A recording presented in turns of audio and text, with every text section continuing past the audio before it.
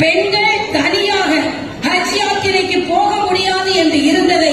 5000 பெண்கள் தனியாக ஹஜ் யாத்திரைக்கு போவதற்கான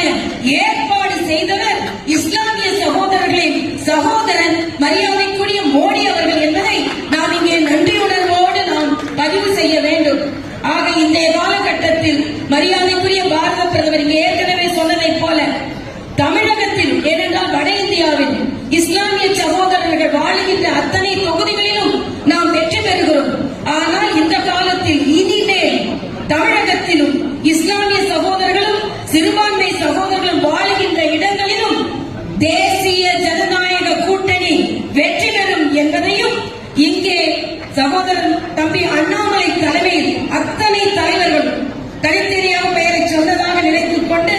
அத்தனை தலைவர்களும் தேசிய ஜனநாயக கூட்டணி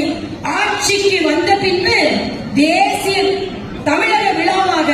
இந்த இஃப்தார் விருந்து இன்னும் சிறப்பாக கொண்டாடப்படும். அதற்கு தம்பி அண்ணாமலை அவர்கள் எல்லா